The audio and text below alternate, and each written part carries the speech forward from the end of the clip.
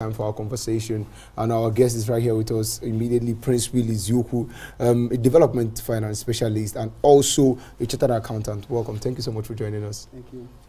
All right, Princewill, we'll be looking at the state of the economy, talking about the recently released Mtef, and 2019 budget. But before we discuss Mtef and the 2019 budgets, give us an assessment of the current budget for 2018. Thank you once again.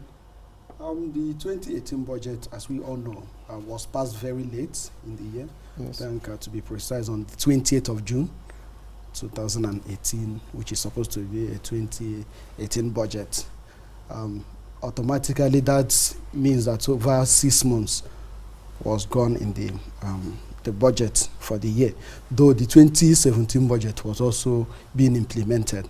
Definitely, that affected, of course, when you pass the budget very late in the year, it has a twin effect of first, that budget will definitely experience very minimal implementation, because when you look at the Public Procurement Act, the processes involved in the procurement of assets and equipments in the public sector, you talk of evaluation, then the bid process, and then we also have to build in the bureaucratic bottlenecks inherent in the public sector. So also, we looked at the debt element of that budget. Then with the National Assembly going on research and the whole lot of them, and then the politicking with the whole loan and all the rest of them. So the budget so far have not been implemented to its the highest strength, if I may use that word.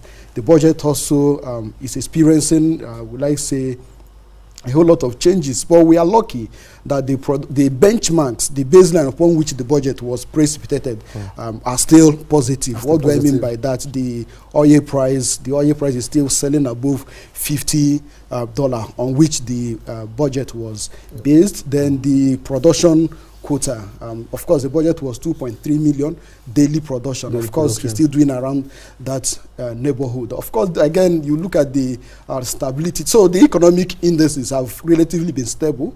The inflation rate have also been a bit stable outside the last month and 2 months ago that it started rising again. So on a general assessment, I think the baseline is still very positive. But on the implementation side, we are not really seeing much activity in that regard. So I think my call will be for us to increase the level of implementation of the budget, because now that the CBN, through its monetary policy committee, have come up, have also left the indices at the same rate, which I think for more than 20 months now have been there. The NPR at 14%, plus 200 minus 500 basis points. So definitely, we expect the fiscal, and which is the Federal Ministry of Finance, to increase the implementation of the budget. Increasing the implementation of the budget will increase more money in circulation, will ensure that suppliers or contractors actually employ more people and mobilize the sites. Yes, it is quite good that you gave such a concise introduction about the 2018 budget, such brief. But now, moving ahead, you said that there's been much stability in the economy and positive outcome of the economy so far. So what are the challenges? Because when you go out to the street and ask the layman on the street, they will tell you that the economy is, that the way they are seeing the economy is not good. So what are the challenges facing the economy currently? Okay. The first thing is that we are experiencing a jobless growth. The GDP, in as much as it's growing at 1.5%, as the last Nigeria Bureau of Statistics report, growing at 1.5%, while the population is growing at above 2%. So it's not commensurate. You can't really feel it. You can't be growing at 2% while this is growing. So this is lagging, while the population is growing at a higher pace. Now you come to the CBN. The CBN, they left the NPR at 14%. That means definitely if you're an SME and you want to go to the bank and get a loan, you will be looking at, and the interest will be definitely more than 20-25%. Yes. So what that means as an accountant is that for you to remain in business, you need to make a profit of more than 25%. For you to at least meet that break-even point of being able to pay the interest on that interest loan. on the loan So back. now you also look at the growth we are experiencing. It's not actually because we are producing. It's not also because we are having relative growth in the economy, simply because the oil price is increasing, or at least have remained more than the budget. Exactly. Benchmark. So that is, so to me, like I said earlier, we are experiencing jobless growth. Until the growth translates into job, until the growth we're experiencing is more than, Nigeria cannot be doing 1.5% growth, 1.5% growth rate, GDP growth rate, no. And now when you also interrogate properly that growth, the elements that make up the growth, you see that they are not physical growth. They are issues that do not have really impact on the masses. So what we are expecting is that for the person out there, last time I was there, I told us that for myself, I go to the market. Sometimes I follow my wife to the market. You've seen how the market is. So definitely, if you now question, you now look at, okay, you want to actually dissect all those elements of the GDP. You see that the food index, which is actually a very serious index, because here we just have to tell ourselves the truth. When you look at the echelon of needs, food, security, those are basic things. So when you provide those basic elements, when you provide those basic needs to the masses, that is when they will feel that the impact.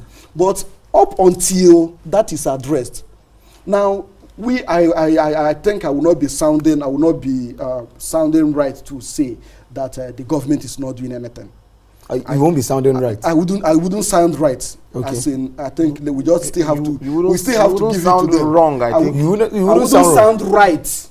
Okay. I wouldn't sound right. Okay. So there are issues. There are areas they are getting it right. Okay. There are also areas. I don't want to give a blanket opinion. Okay. So there are areas they are getting it right. There are also other areas they are not getting it right.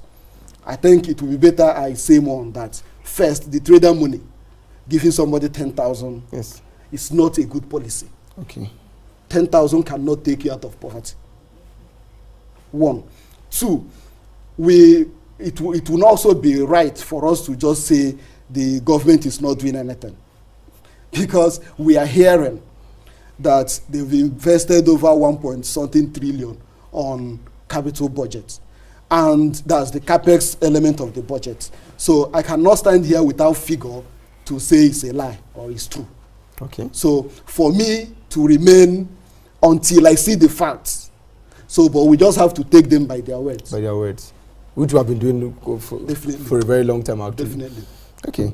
So what will you not say about infrastructure spending at 2.7 trillion for the past 3 years? How do you rate the state of infrastructure in Nigeria?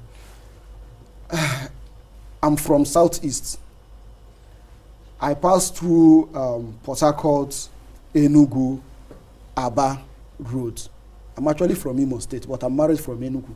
Okay. Now, I passes through that road. And you sit here and you tell me that that road is completed.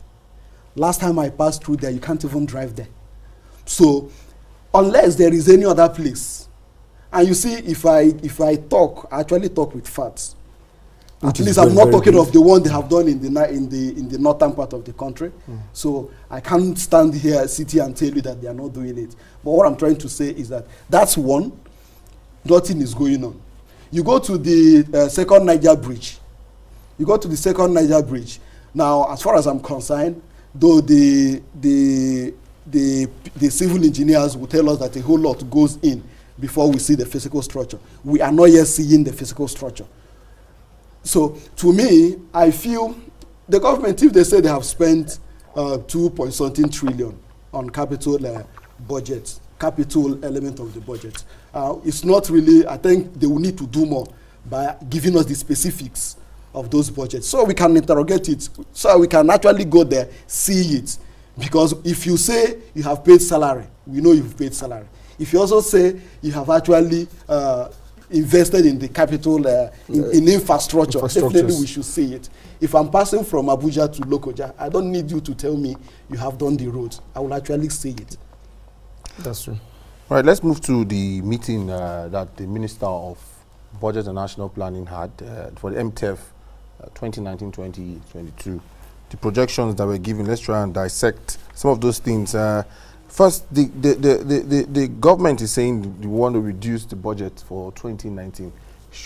While we say the budget spending is high when compared to other places low, should we actually be reducing our budget? Is it the reduction that is the issue, or? I say it with every sense of humility. As far as I'm concerned, budget reduction should not be I see nobody should even think of budget reduction in this current Nigeria. If I go by the statistics from Nigerian Population Commission, we are 198 million. If I chose to go by the United Nations stats, we are 190. So if I should go by the average, 198 plus 190 divided by 2, so we should be doing something around 194 million. So 194 million. If you place budgets, countries' budgets by their GDP and their population, we are 79th in the world. In the world. What ranking is that? That's, you look at the budget to the national budget, to GDP, and then to the size of the country. We are 79th in the world. Now, if you now look at the population, country by population, Nigeria is 7th. I think something is wrong. Exactly. 7th, doing 79th budget. So to me, I was actually expecting something in the neighborhood of 12 trillion. Ask me why. Because that is the only time the budget can translate into something better in the life of our people. We do budget every year, and the budget is not translating, so something is wrong. That means we are not doing enough. What is budget? Let us leave this issue of budget. Budget is a very serious instrument in the hand of the policymakers. Budget translates, shows us, is the in Christendom, we say faith is evidence of things not yet seen. Right? So the evidence of what you are saying you want to do is the budget. If I say I want to go to a secretariat, first and foremost, the action there is that I must have money, transport money, to go to secretariat. So if I say I want to go to secretariat and I do not have transport money to go to secretariat, then I just a wishful thinking. So for me, I was expecting 12 trillion, 13 trillion. So of course, you will know how disappointed I was when it was even reduced from the 9.12 we did last year to 8.6. So to me, I feel that, okay, if you also interrogate that 8.6, 4.27 will actually go into recurrent. Now, the other side will go to debt servicing. Exactly. So what is the percentage that goes into infrastructure? What is this percentage that goes into... Okay, you also leave that issue. Come to the issue of the human development index. What makes up the human development index? Education. Yes. Now you look at education. Now how much of this 8.6 is actually going into education? Now our population is going... Today, they told us that the out-of-school children is over 13.3 million people. So the budget could have addressed what do we do? How do we invest in our education to make sure that more of our children goes into at least start schooling? So that is where I am not actually happy with the trader money. So that trader money should have been tied to incentive. Send your child to school, get 10,000. So while you are trying to address this, you are at the same time trying to solve that issue of out-of-school children. So to me, the budget size is not good. That means we are not actually thinking big.